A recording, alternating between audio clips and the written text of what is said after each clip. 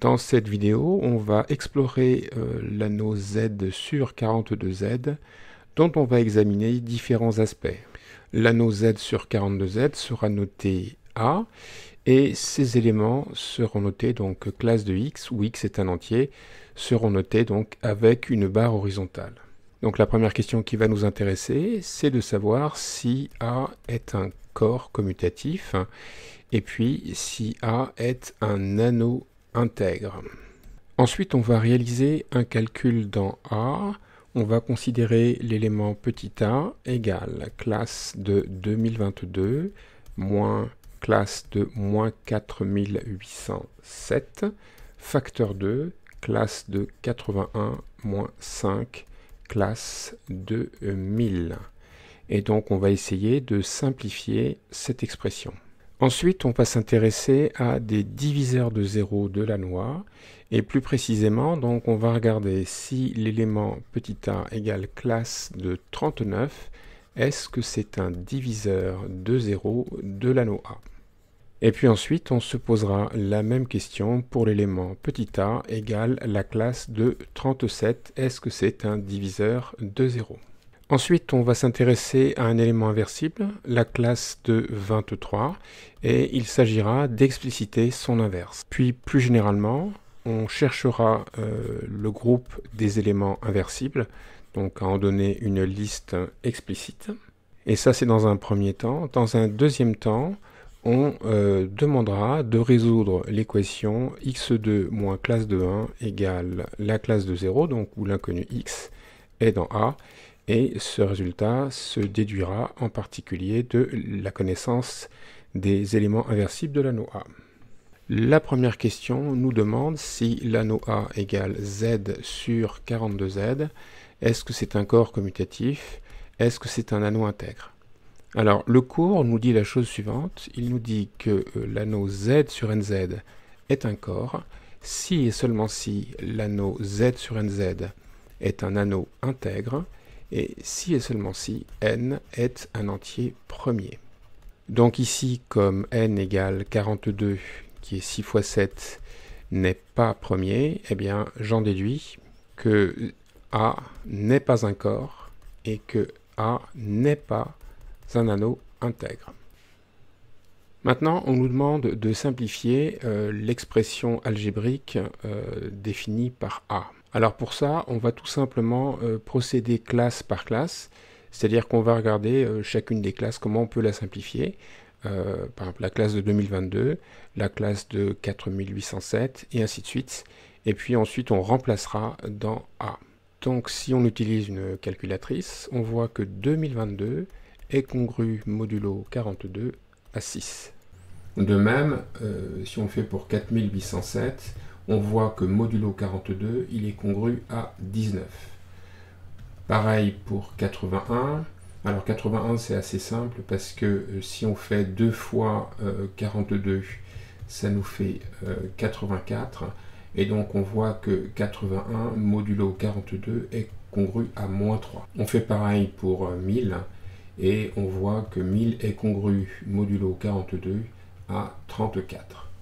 On peut donc transformer A de la manière suivante. Je remplace, ça me fait donc classe de 6 moins classe de moins 19, multiplié par donc classe de moins 3, moins 5, multiplié par classe de 1000, donc qui est classe de 34.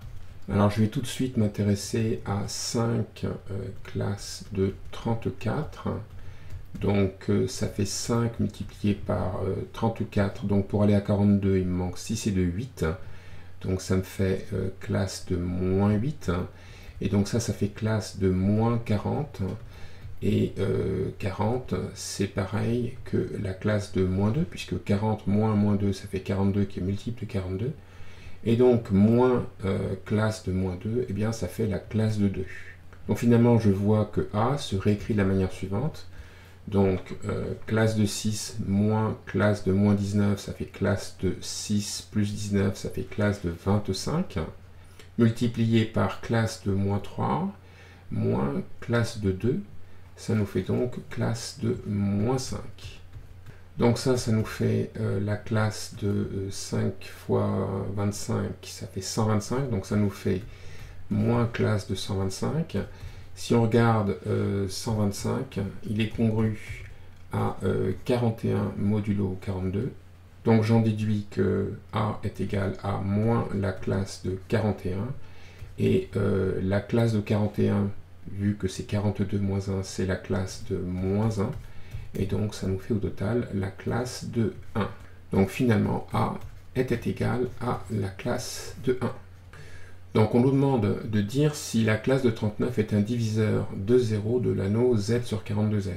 Alors on remarque tout de suite que 39 c'est 3 fois quelque chose, c'est 3 fois 13. Donc la classe de 39 c'est la classe de 3 multipliée par la classe de 13. Or 42 c'est un multiple de 6, hein, c'est 6 fois 7, c'est donc un multiple de 3, c'est donc 3 fois 2 fois 7, 14. Ça veut donc dire que si je multiplie ce classe de 3 par la classe de 14, j'obtiendrai la classe de 42, et ça fera 0. Donc plus précisément, la classe de 39 multipliée par la classe de 14, eh bien ça fait donc la classe de 3 multipliée par la classe de 13 multipliée par la classe de 14. Je regroupe les facteurs classe de 3 et classe de 14, ça me fait classe de donc 3 fois 14, hein, comme on avait vu ici, ça fait 42, et puis on a toujours le facteur classe de 13, mais ça vaut 0, donc finalement ça nous fait classe de 13 multiplié par classe de 0, ce qui fait classe de 0. Donc finalement, je vois que la classe de 39, qui bien sûr est différente de 0, si je la multiplie par la classe de 14, qui est bien sûr différente de 0, eh bien, le produit fait la classe de 0. Donc, la réponse à la question est oui. Classe de 39 est un diviseur de 0. Donc, on se pose la même question avec cette fois la classe de 37.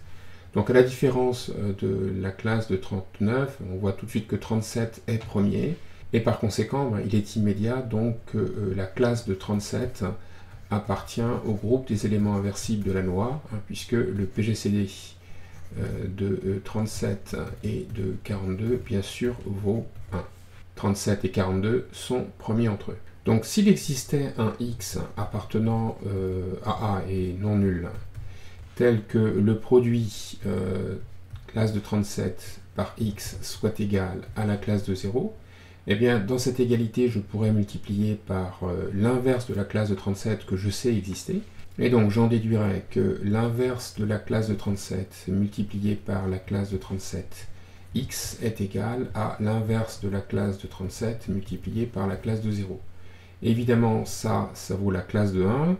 Comme la classe de 1 est neutre, eh bien à gauche, je me retrouve avec x. Et quelque chose multiplié par la classe de 0, ça fait la classe de 0. Par conséquent, ça prouve quoi?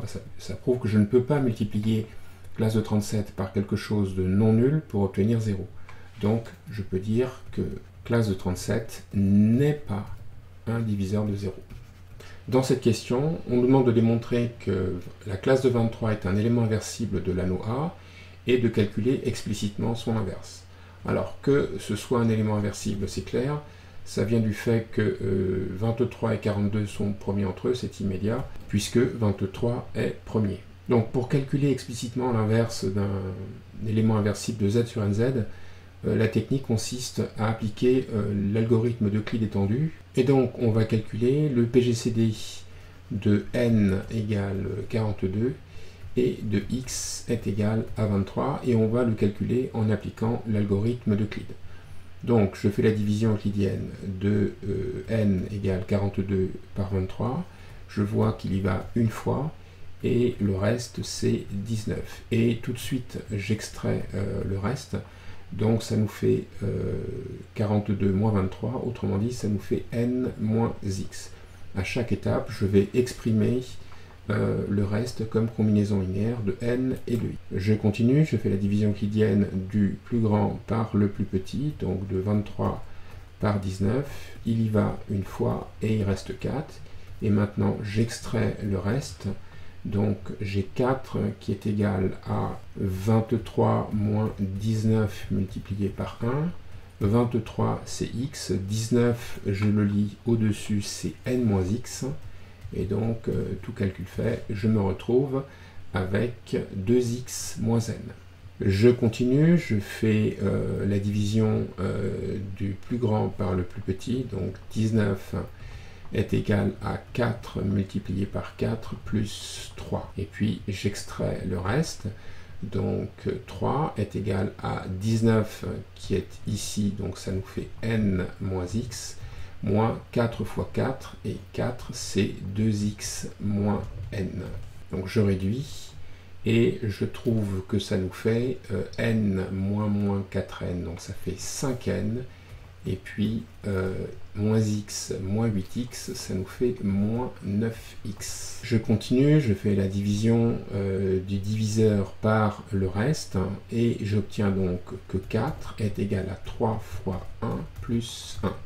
Et là, j'ai obtenu donc le PGCD, je savais que le PGCD entre n et x c'était 1, donc j'extrais 1 qui fait donc 4 moins 1 fois 3, et puis je remplace 4, je le vois ici, ça nous fait 2x moins n moins 1 fois 3, 3 est ici, ça nous fait 5n moins 9x. Et quand je réduis, je vois que ça nous fait 2 moins 9, ça fait 11x, et puis moins n moins 5n, ça nous fait moins 6n. Donc si je réécris la dernière relation qu'on vient d'obtenir, que 1 est égal à cette combinaison linéaire, j'obtiens plus précisément donc 11 multiplié par 23 moins 6 multiplié par 42 est égal à 1. De là, je passe aux classes à gauche et à droite, et j'obtiens donc que la classe de 11 multipliée par la classe de 23 moins la classe de 6 multipliée par la classe de 42 est égale à la classe de 1.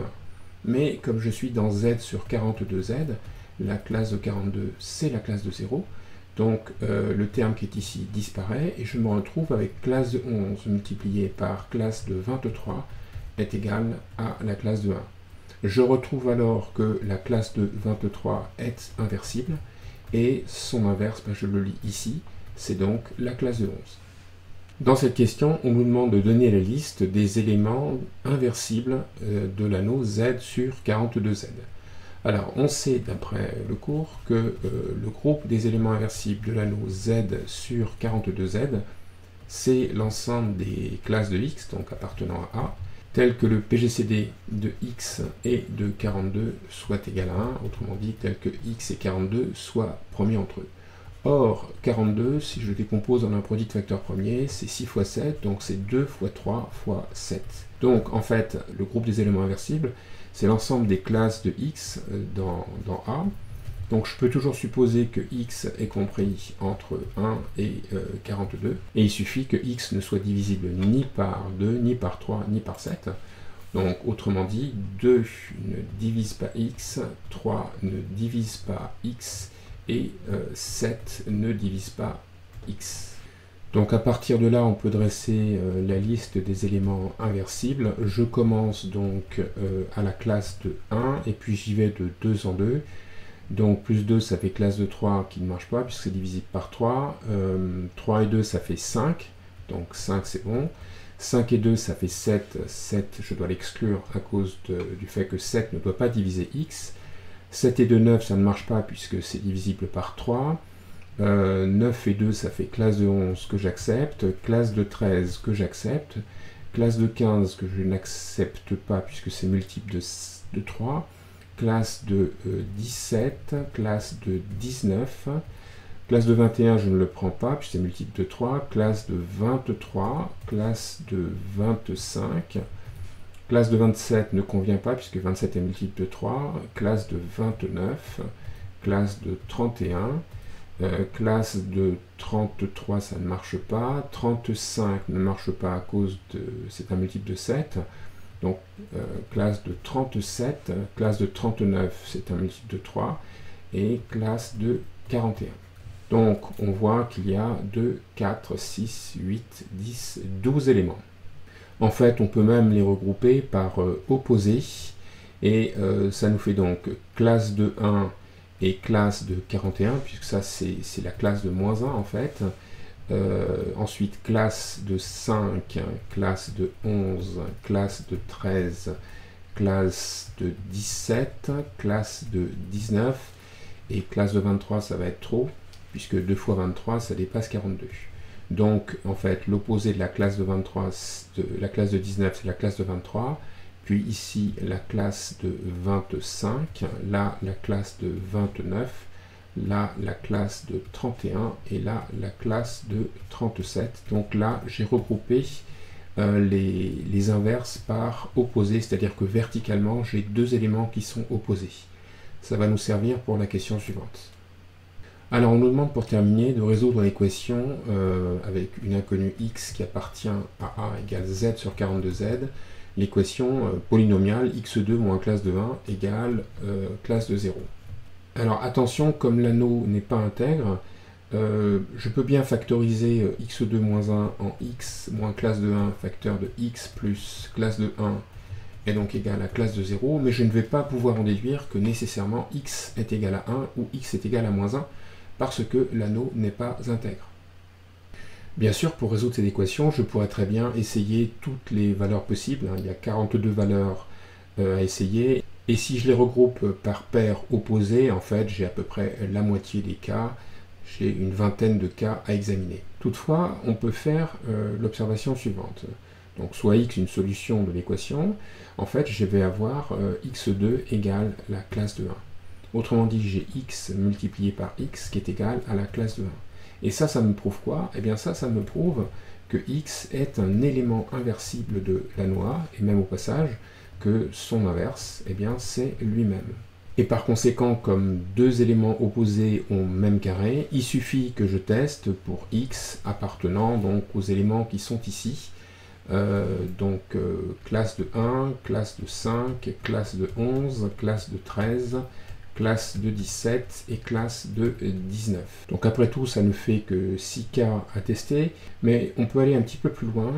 Si on pose x égale la classe de A, on doit résoudre donc l'équation x2 moins classe de 1 égale la classe de 0. Donc cette équation peut se réécrire classe de A au carré moins classe de 1 égale 0.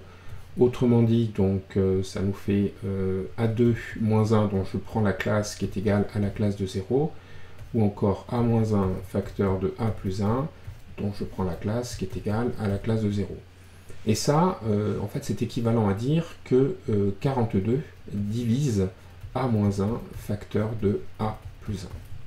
Et en particulier, donc comme 7 divise 42, ça veut dire que 7 va diviser A moins 1 facteur de A plus 1. Mais 7 est premier, donc comme 7 est premier, ça entraîne que 7 divise A moins 1 ou 7 divise A plus 1, c'est un résultat d'arithmétique élémentaire. Maintenant, je fais mon test avec A qui appartient aux éléments dont on a pris des classes ici. Donc A est parmi 1, 5, 11, 13, 17 et 19. Et donc il faudrait que si j'ajoute, que je retranche 1 à A, j'obtienne un multiple de 7. Donc ici, si je retranche 1, ça fait 0. Là, si j'ajoute que je retranche 1, ça ne fait rien. Pareil pour 11. Pour 13, si j'ajoute 1, ça donne un multiple de 7. Et puis là, ça fait 15 ou 18, ça ne marche pas. Et là, ça fait 18 ou 20, ça ne marche pas. Donc je vois que forcément, A appartient donc à 1 ou 13. Maintenant, on va regarder réciproquement. Si A est égal à 1, alors x est égal à la classe de 1. Et il est clair à ce moment-là que x2 moins la classe de 1, ça fait la classe de 0. Si A est égal à 13, alors x c'est la classe de A, donc c'est la classe de 13. Donc x2 c'est la classe de 13 au carré, donc ça fait la classe de 169. Et ça, c'est 168 plus 1, et 168, c'est un multiple de 42, parce que c'est 4 fois 42 plus 1. Donc, ça fait la classe de 1, comme souhaité. Finalement, en prenant les opposés, on voit qu'on a trouvé 4 solutions, donc la classe de 1, la classe de 13, la classe de moins 1, et la classe de moins 13. En particulier, on voit qu'on avait une équation du second degré dans z sur 42z, et cette équation n'admet pas que 2 solutions, mais on admet 4.